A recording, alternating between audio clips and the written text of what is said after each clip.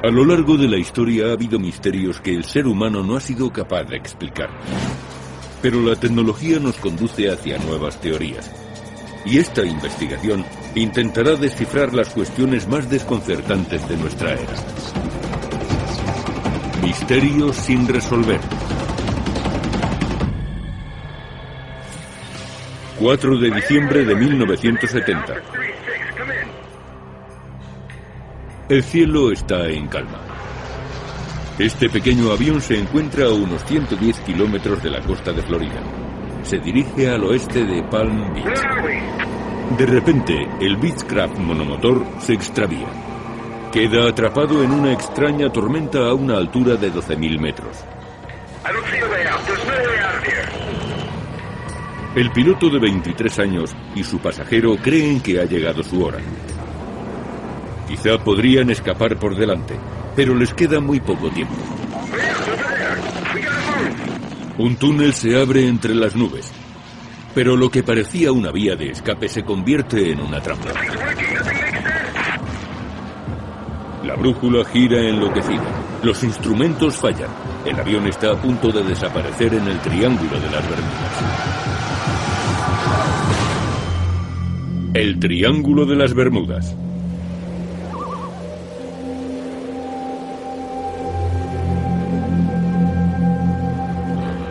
Se encuentra al oeste de Florida. Un lugar enigmático donde la lógica tradicional no funciona. A lo largo de los siglos se le han dado muchos nombres. El mar de los condenados, la tumba del Atlántico, el Triángulo del Diablo. Pero en todo este misterio existe una certeza. Barcos y aviones en perfectas condiciones desaparecen allí sin ningún motivo. En el Triángulo de las Bermudas han desaparecido más aviones y más barcos que en ningún otro lugar del mundo, y siempre en extrañas circunstancias. El Triángulo de las Bermudas abarca aproximadamente 1.300.000 kilómetros cuadrados de mar abierto, entre Miami, Puerto Rico y las Islas Bermudas. Los registros de desapariciones no son completos, pero en los últimos 35 años el más peligroso enclave del planeta ha engullido cerca de 700 barcos, 120 aviones e innumerables vidas. Y las circunstancias que rodearon esas desapariciones son aún más misteriosas. Todas ocurrieron con buen tiempo, sin dejar rastro ni cadáveres, y sin ninguna explicación lógica. Los aviones desaparecieron cuando aún estaban despegando o cuando iban a aterrizar. Barcos con sistemas de comunicación avanzados desaparecieron y nunca fueron encontrados. Las desapariciones en el Triángulo han sido atribuidas a todo tipo de causas, desde monstruos marinos hasta piratas o incluso ovnis. Hoy nuestro programa se aventurará en este lugar misterioso para tratar de desvelar sus secretos.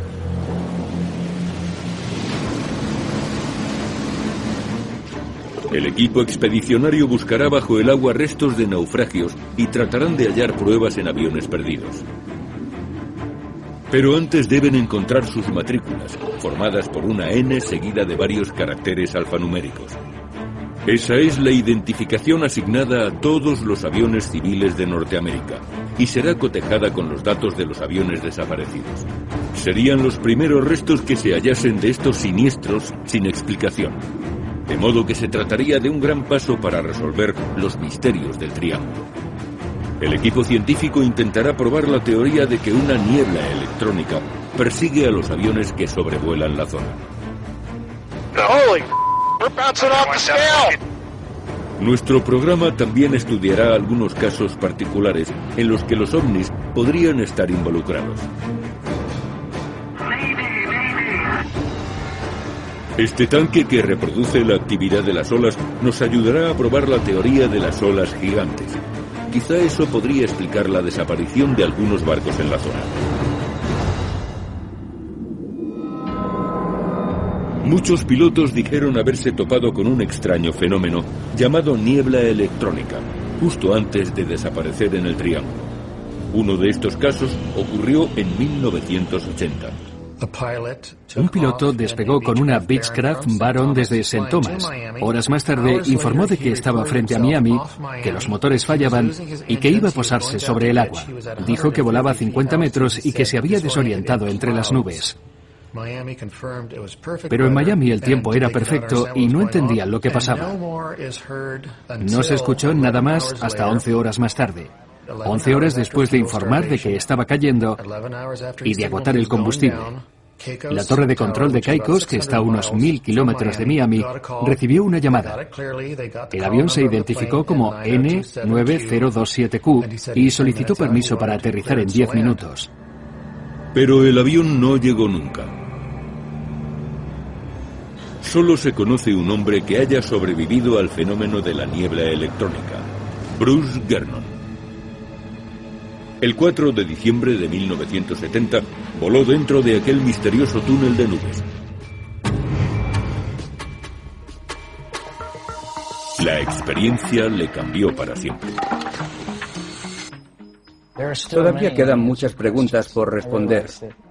Sé que he vivido una experiencia por la que nadie ha pasado nunca. Durante el año siguiente, Gernon se dedicó a analizar los detalles de aquel vuelo. Cree que una fuerza sobrenatural que surgió de entre las nubes le hizo viajar a través del tiempo.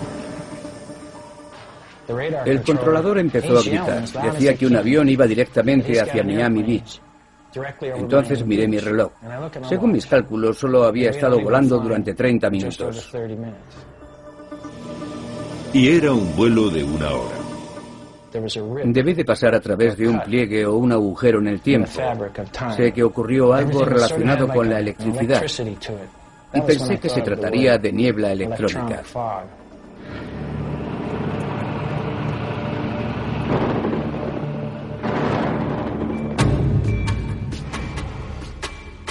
David Paris, profesor de física, ha pasado los últimos 4 años estudiando la niebla electrónica.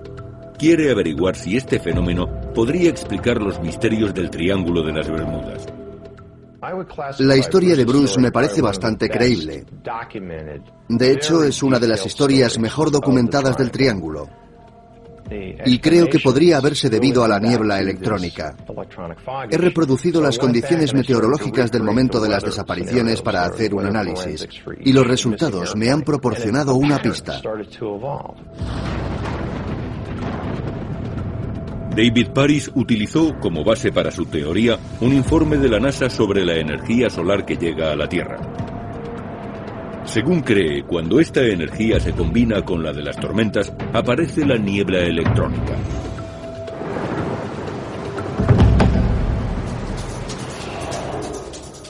Para demostrarlo, Paris observará la actividad solar y las condiciones atmosféricas. Y cuando la situación sea la adecuada, el equipo científico volará al mismo centro del triángulo para recoger más datos. Gran Banco de las Bahamas. El equipo expedicionario busca algunas claves. Aunque la teoría de la niebla electrónica podría explicar cómo desaparecieron los aviones, los restos de los aviones extraviados también podrían ofrecer pistas. Los investigadores han identificado muchos lugares de siniestros y buscan al menos un avión que pueda explicar las desapariciones. La expedición será dirigida por el explorador Greg Little. Little ha pasado los últimos 6 años investigando el Triángulo de las Bermudas. Para mí se trata de algo único e inexplicable. Aquí se produce un fenómeno natural que confunde a los pilotos y a los capitanes de los barcos. Little también es piloto y cree que estas catástrofes no han sido suficientemente investigadas. En las Bahamas no hay Administración Federal de Aviación ni un Consejo de Seguridad de Transporte que investigue los accidentes.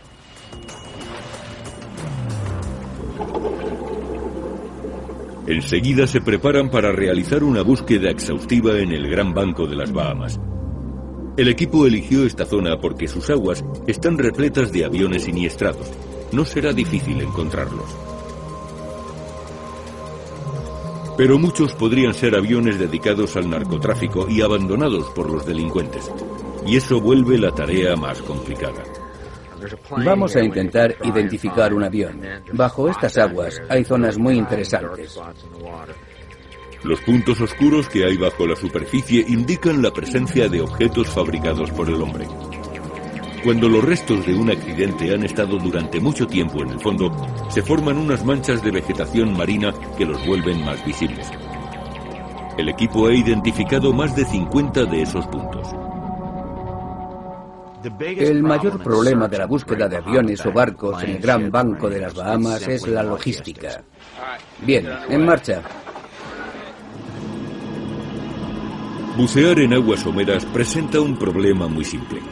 La mayoría de las embarcaciones no pueden navegar allí. Por eso, Little ha construido un barco para alcanzar esas zonas específicas. Nuestro barco tiene una gran ventaja, es un catamarán. Por eso es muy estable. Y podemos navegar aunque solo haya 40 centímetros de profundidad. Su calado es de 25 centímetros. El equipo llega al primer punto de interés. Un avión que se estrelló en unas aguas de solo 1 metro de profundidad. Los restos se encuentran esparcidos por el fondo. Esto es parte del motor. Y esto otro es el escape. Las ruedas del avión están hacia arriba. Los investigadores deben tener cuidado para no chocar con piezas ocultas bajo la superficie. Quédate ahí. Para.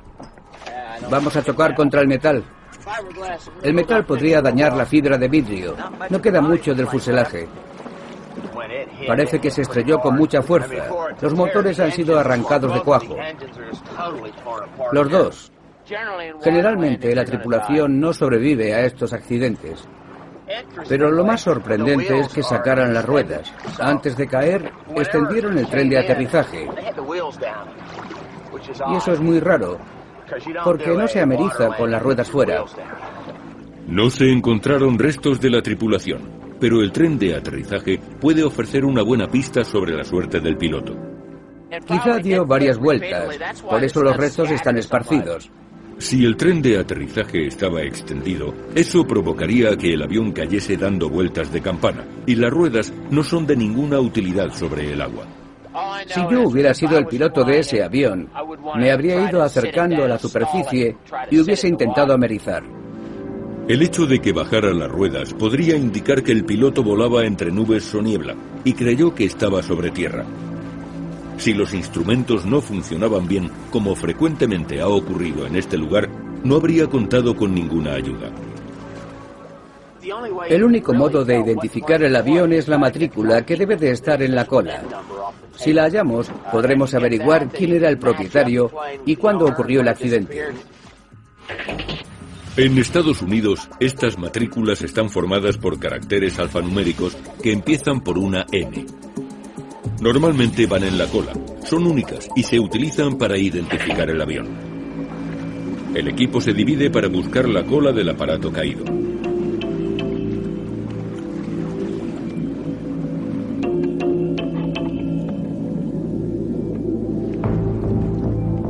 Pero la zona es demasiado amplia y encontrar la cola es casi imposible.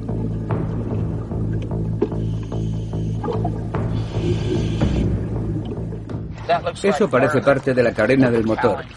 Y parece que ha estado aquí mucho tiempo. El equipo no encuentra ninguna pieza que lleve identificación. No hay números. Por eso deciden buscar otro avión siniestrado. Irán a una zona restringida y muy enigmática. De hecho, muchos opinan que puede estar relacionada con las desapariciones en el Triángulo. Aquí se han visto muchos ovnis y también luces que parecen salir del agua o que permanecen bajo el agua.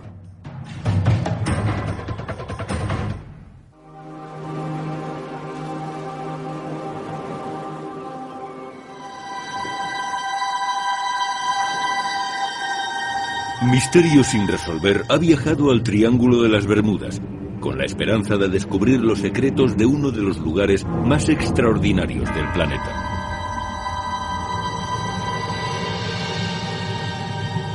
El primer suceso extraño que se conoce data de 1492, y fue registrado por Cristóbal Colón. Según dejó escrito, la brújula empezó a dar vueltas y se vieron unas luces misteriosas en el cielo. En 1918 desapareció por primera vez un barco militar, el USS Cyclops. Este carguero de la Marina norteamericana medía 165 metros. Hacía la ruta de Brasil a Baltimore y en el momento de su desaparición estaba cruzando el Triángulo de las Bermudas. El buque fue avistado por última vez frente a las Barbados. Horas antes de su desaparición estaba en perfectas condiciones. Lo más sorprendente es que no emitió ninguna llamada de socorro y desapareció para siempre con más de 300 marineros a bordo.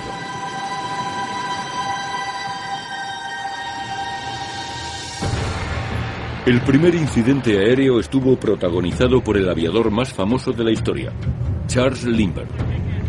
Poco antes de morir, reveló que en 1928 se perdió en esa zona después de verse envuelto por una niebla misteriosa. La brújula giraba enloquecida y el piloto estuvo desorientado durante horas hasta que logró salir de allí. Pero en 1945 se produjo la desaparición más sorprendente del Triángulo, la del famoso vuelo 19. 5 bombarderos de la Marina despegaron de su base de Fort Lauderdale en un día tranquilo y soleado. Pusieron rumbo a la isla Gran Bahama. La primera hora de vuelo transcurrió sin incidentes. Era un vuelo rutinario. Todos los pilotos tienen una experiencia de cientos de horas de vuelo en diversos tipos de aviones. David White, instructor de vuelo de la Marina, estaba en la torre de control cuando desaparecieron los aviones. No podíamos creerlo. ¿Cómo podían desaparecer al mismo tiempo 5 pilotos cualificados? La única pista, un informe de que las brújulas de los aviones funcionaban mal. Es muy raro que los 2 compases funcionen mal. Las brújulas magnéticas a veces fallan en las tormentas, pero los girocompases solo se estropean de vez en cuando, y que 2 compases se estropeen a la vez es muy poco probable. El vuelo 19 estaba fuera de rumbo cuando perdieron el contacto por radio. Ninguno de los aviones, ni de los 14 tripulantes, volvieron a ser vistos. La Marina envió un hidroavión en su busca, pero aunque parezca increíble, también desapareció en el Atlántico. Tampoco se encontró nunca a aquel avión ni a sus 13 tripulantes.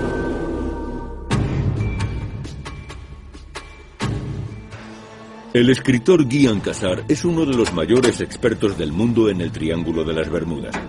Ha estudiado y documentado cientos de casos y considera que las pruebas apuntan a los ovnis como causa principal de las desapariciones. Muchos testigos de incidentes inexplicables han hablado de la presencia de ovnis. Y también se ha informado del avistamiento de ovnis en esta zona restringida, cerca de la isla de Andros, en las Bahamas. No se encuentra muy lejos de la zona que está rastreando nuestro equipo. Hay muchos informes sobre ovnis avistados en esta región. El AUTEC, el Centro de Pruebas Submarinas del Atlántico, es un complejo que pertenece a la Marina norteamericana. El AUTEC fue creado durante la Guerra Fría. Era un centro de pruebas submarinas angloamericano. Más recientemente, este lugar fue conocido como el Área 51 de la Marina.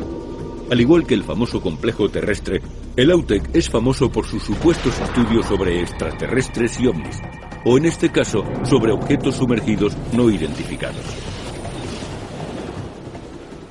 Aquí se han visto muchos ovnis y también luces que parecen salir del agua o que permanecen bajo el agua. Hay quien cree que estas luces podrían estar relacionadas con las desapariciones. La prueba podría ser una llamada de socorro que quedó grabada. Ocurrió en 1980. Se trata de un piloto que informó sobre un objeto que se interpuso en su trayectoria y no le permitió llegar hasta un lugar seguro. Esta es la última foto que se tomó del avión antes de que desapareciera. El hombre de la foto, José Pagón Jiménez, lo pilotaba aquel día. La foto fue tomada un mes antes del accidente en 1980. Fue uno de los casos más enigmáticos, ya que no se han recibido muchas llamadas de socorro. Estas fueron las últimas palabras que se oyeron del piloto José Torres. Nunca antes habían sido emitidas por televisión.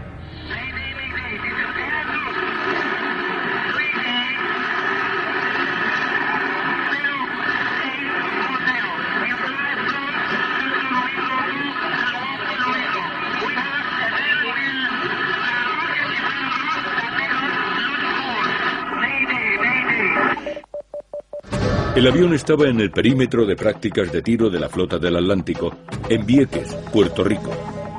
Casar halló una señal de radar inexplicable en aquella zona. Momentos después, un objeto volvió a aparecer en el radar sin responder al transpondedor. Llevaba un rumbo distinto y también desapareció momentos después. Pero el caso se volvió aún más inquietante. No hubo ninguna señal del ELT, ni ninguna indicación de que el avión hubiera chocado. Los ELT o transmisores de localización de emergencia son unos equipos estándar incorporados a aviones como el Encourage.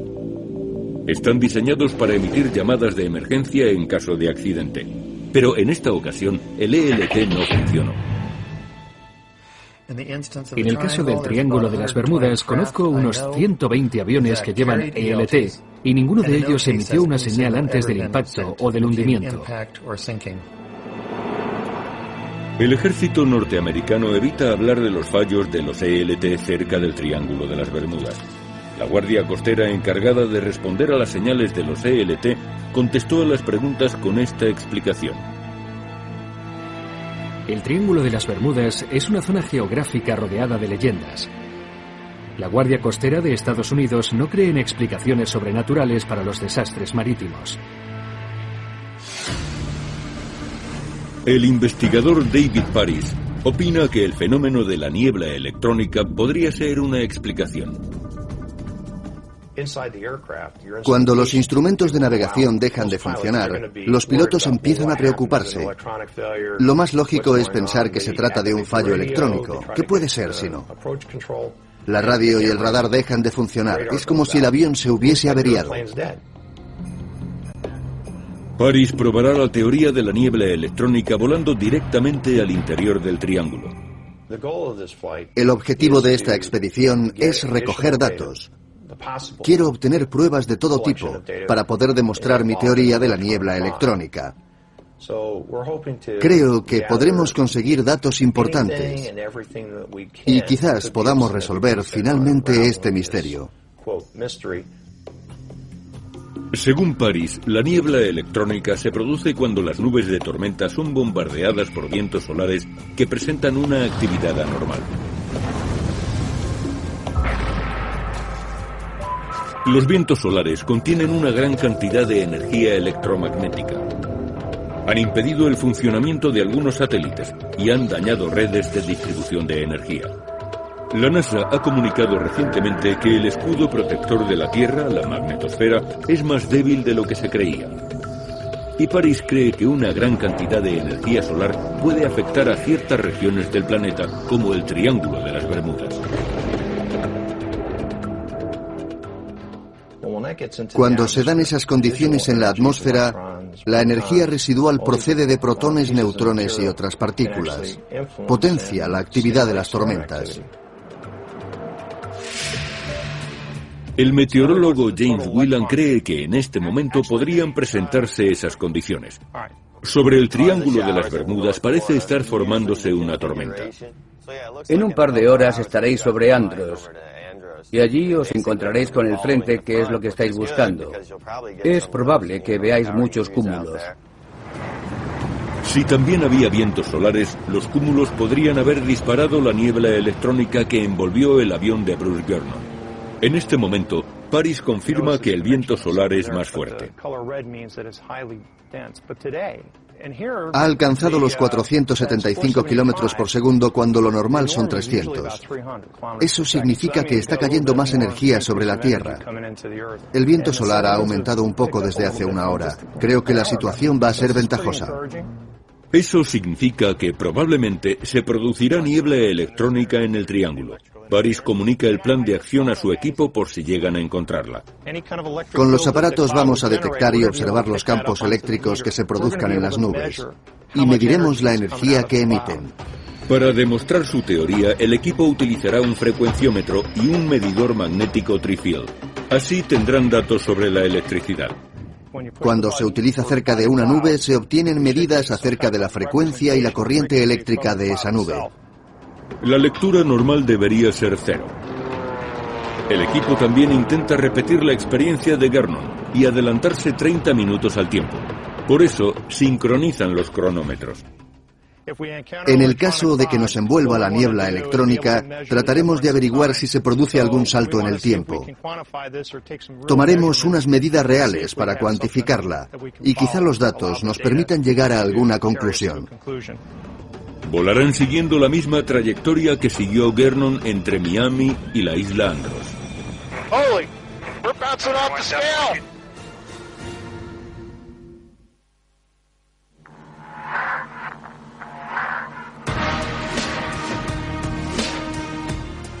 Nuestro programa ha viajado al Triángulo de las Bermudas y tratará de averiguar el motivo por el que aviones y barcos desaparecen aquí sin dejar rastro y sin que haya una explicación lógica.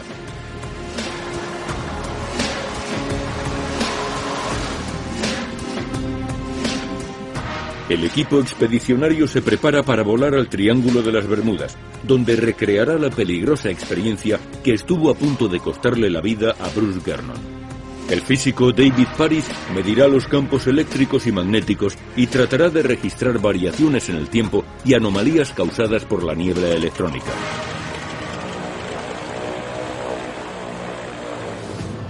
El avión despega a la 1:07 de la tarde.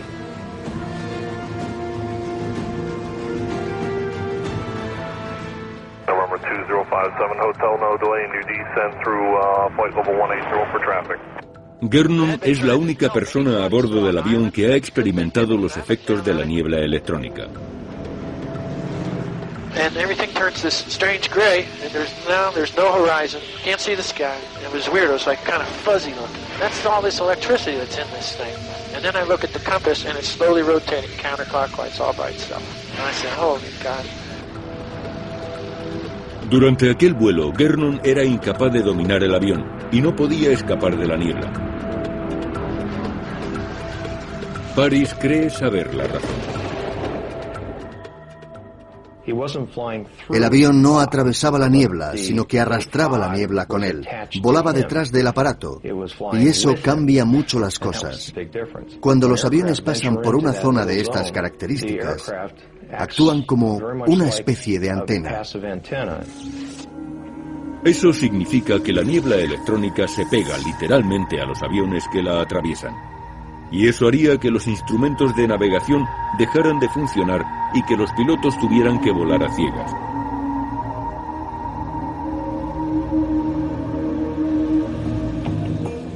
El equipo se aproxima a una formación de nubes de tormenta.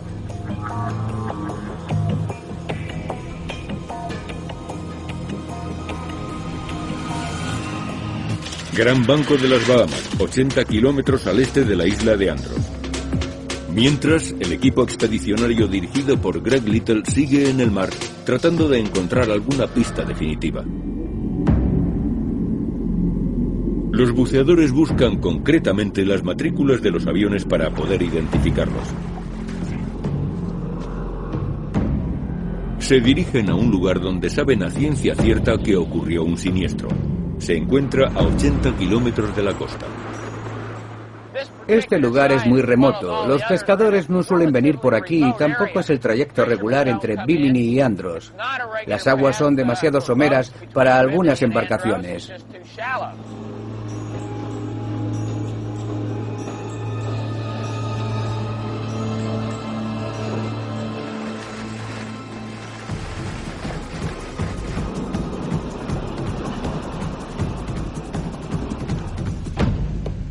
Este lugar ha recibido el sobrenombre de El Ojo.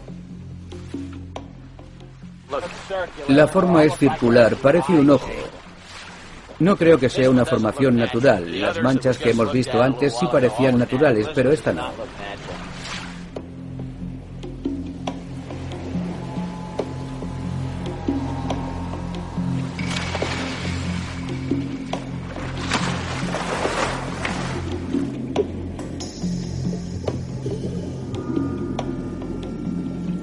Se cree que los restos encontrados en este lugar podrían pertenecer a un avión, pero está casi completamente enterrado en la arena. La cola, que normalmente queda en posición vertical, está profundamente enterrada, quizás 1 metro o 2. Eso suponiendo que no se desintegrara cuando el avión se estrelló. El equipo abandona enseguida la búsqueda de la cola. Tratan de encontrar otras piezas del avión que puedan ayudarles a identificarlo. La Administración Federal de Aviación exige que los fabricantes identifiquen las piezas de los aviones mediante un número de serie o alguna otra marca. Así podrán ser rastreados en caso de accidente.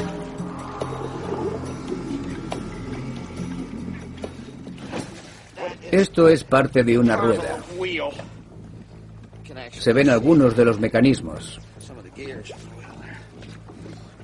Esto es un amortiguador hidráulico, para que no se sienta un impacto muy fuerte cuando el avión se posa en el suelo. La rueda iba aquí y era bastante grande, pero no sabemos a qué avión pertenece. La pieza está muy deteriorada y no sirve para identificar el avión.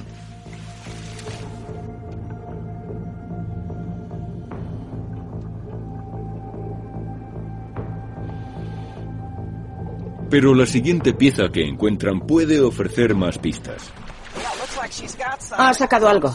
Es una pieza metálica alargada. Parece interesante. La punta sobresalía.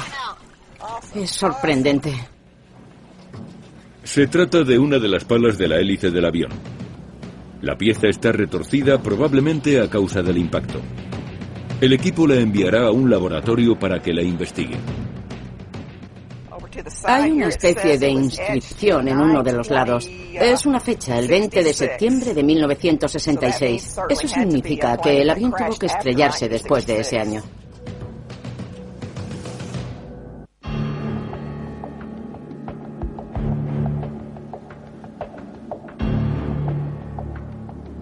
Misterio sin resolver ha viajado al Triángulo de las Bermudas, donde trata de hallar pistas de aviones y barcos que desaparecieron sin dejar rastro. En la mayoría de los casos, con buen tiempo. Durante siglos, los marineros que navegaban por estas aguas hablaban de unas olas inmensas que parecían surgir de la nada. Se tragaban barcos enteros.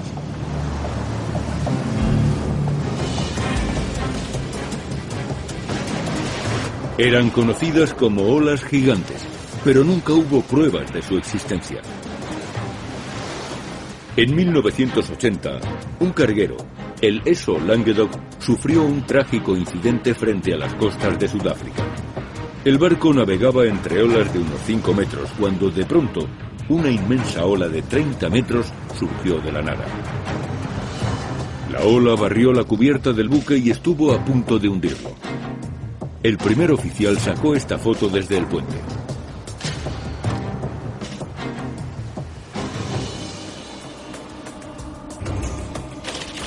Universidad de Miami, Florida.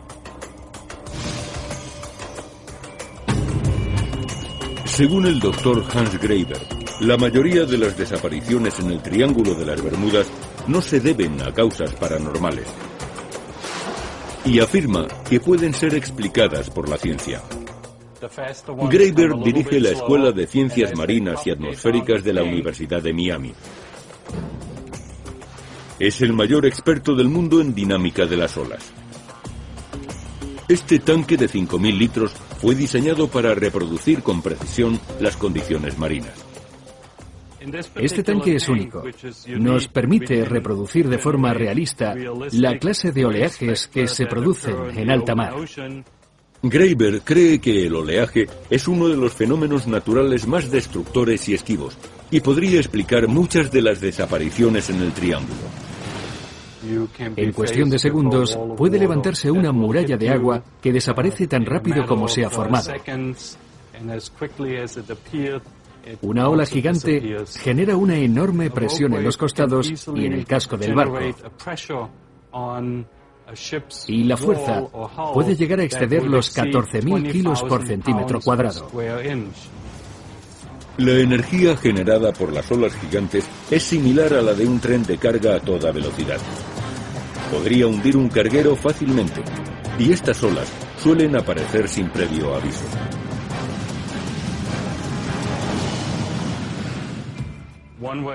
Las olas gigantes suelen producirse a causa de la superposición de varios trenes de olas. Dicha superposición ocurre cuando cientos de olas pequeñas se combinan aleatoriamente. Este fenómeno acaba produciendo una ola gigante. Cuando las olas se encuentran en un punto y en un momento particular y se superponen, de repente producen una ola gigantesca. El tanque de la Universidad de Miami nos muestra con solo pulsar un botón cómo aparecen esas olas. Resulta difícil imaginar que las olas pequeñas, por muchas que sean, puedan formar una ola de semejante tamaño. Y además, tal y como hemos comprobado, parecen surgir espontáneamente. Se forma un declive en la superficie del mar y de repente surge una ola enorme que acaba rompiéndose y desapareciendo. Y enseguida, el mar vuelve a estar en calma. Pero estas olas gigantes no pueden explicar por qué no se han hallado nunca restos de naufragios ni cadáveres después de que se hayan hundido 700 barcos.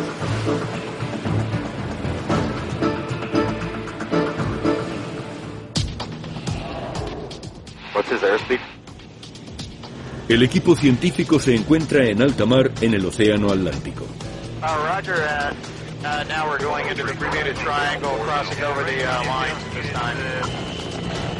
David Paris quiere demostrar la teoría de la niebla electrónica. Este fenómeno consiste en una nube de partículas con una carga eléctrica muy elevada. Paris utiliza un frecuenciómetro para medir señales eléctricas y también un medidor magnético tri-field. Un pico en cualquiera de las medidas indicaría la proximidad de la niebla. Y creen que es más probable encontrarla entre las nubes.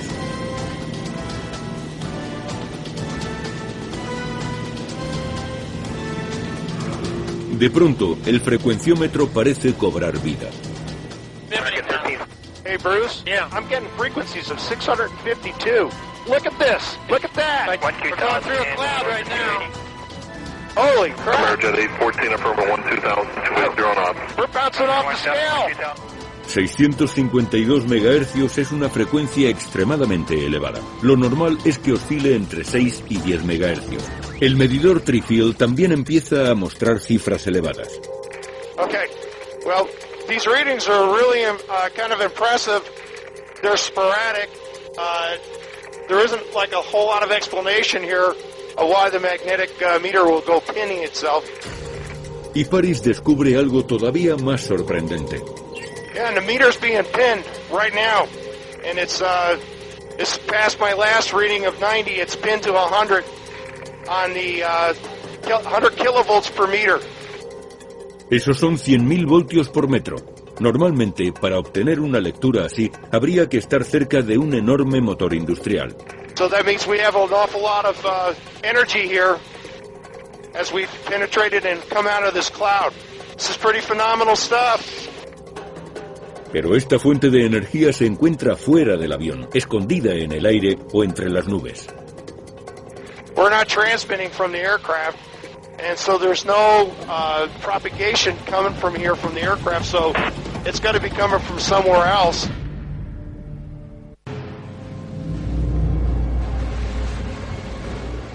Misterio sin resolver ha organizado una expedición por aire y por mar para intentar resolver el misterio del Triángulo de las Bermudas.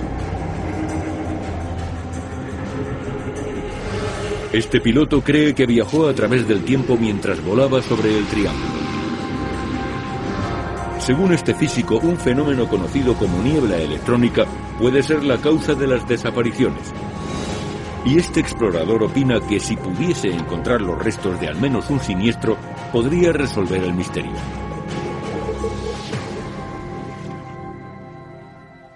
El escritor Guian Casar, uno de los mayores expertos en temas referentes al Triángulo de las Bermudas, está examinando una pala de hélice. Fue recuperada de un accidente en la zona frente a las islas Bimini. Quizá pueda averiguar por qué se estrelló el avión y si es uno de los aparatos que desaparecieron misteriosamente. Si pudiera confirmar que pertenece a uno de esos aviones, este sería el primer hallazgo de un siniestro en el triángulo. En la base de la pala hay una fecha grabada, 20 de septiembre de 1966, un dato crucial para identificar el avión. Se trata de un bimotor ligero. Lo más probable es que se tratara de un Beechcraft Twin Bonanza, un Beechcraft Baron o una Cessna 310. La forma retorcida de la pala proporciona otra pista. La hélice recibió el impacto en esta pala cuando chocó contra el agua. Se dobló por aquí, pero la punta retorcida parece indicar que la hélice y el motor seguían funcionando. La hélice se torció y dejó impreso un anillo semicircular en la base cuando la pala presionó en la raíz de la hélice. Eso significa que la causa de que el avión se estrellara no fue un fallo del motor. Las marcas en este borde demuestran que se produjo mucho calor. Eso pudo deberse a que el motor explotó al chocar contra el agua. Casar investiga en la base de datos del NTSB. Busca un bimotor que se estrellara después del 20 de septiembre de 1966. Vamos a buscar aviones cuya trayectoria podía haberlos llevado a unos 80 kilómetros al este de Bimini. Es decir, al lugar donde encontramos la pala. Quizá así podamos averiguar a qué avión pertenece. Pero Casar no encuentra datos que coincidan y vuelve a examinar la pala. Entonces descubre algo que había pasado por alto. Menudo fallo. Grabado el 4 del 71.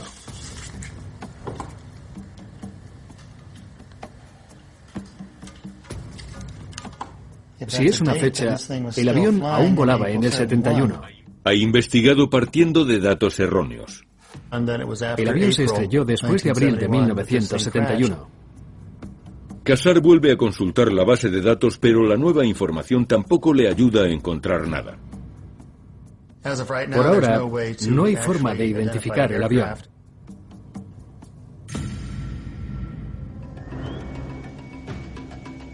Holy Jet 814 affirmative 12000, 280 knots. we're bouncing off the scale.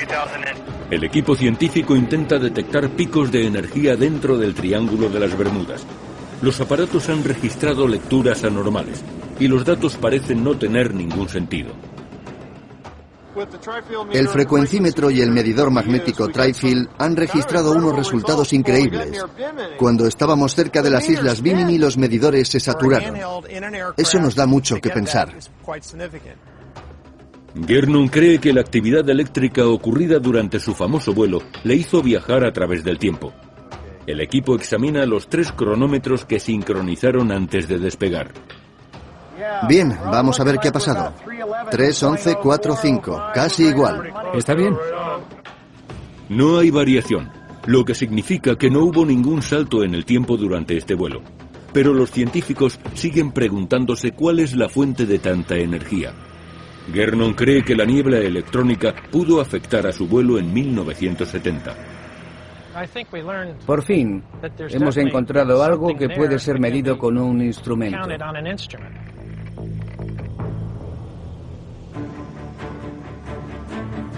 Misterio sin resolver ha puesto al descubierto algunos datos inquietantes.